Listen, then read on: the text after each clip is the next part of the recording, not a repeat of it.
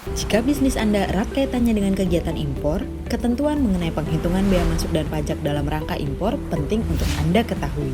Berikut penjelasannya.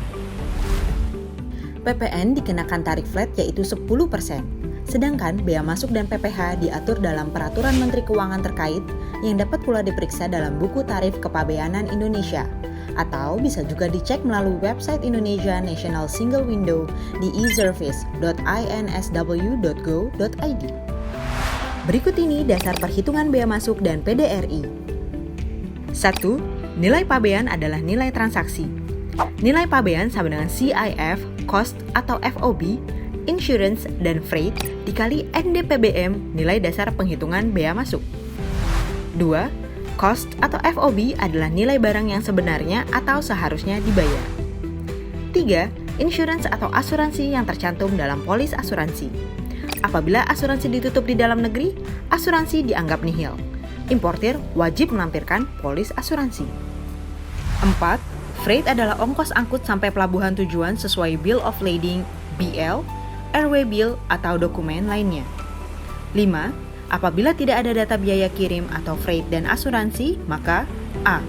Untuk pengangkutan melalui laut, maka freightnya 5% dari FOB free on board untuk barang yang dikirim dari negara ASEAN, 10% dari FOB untuk Asia non-ASEAN atau Australia, 15% untuk negara selain dari 2 di atas. B.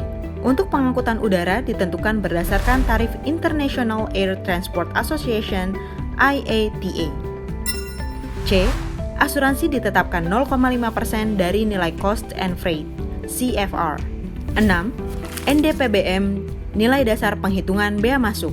Kurs pajak yang dikeluarkan oleh Kementerian Keuangan yang digunakan sebagai nilai dasar penghitungan bea masuk dan PDRI.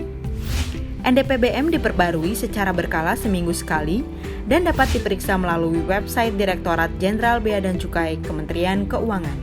Berikut ini rumus menghitung bea masuk dan PDRI.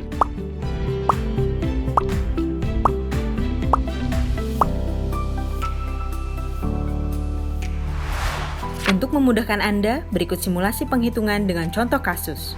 PT Globi Jakarta mengimpor produk lipstik dari Korea dengan HS code 3304.10.00 dengan kondisi sebagai berikut. 1. Transaksi dilakukan sesuai kontrak yang menyepakati harga CIF USD 25.000. 2. NDPBM sama dengan Rp14.300.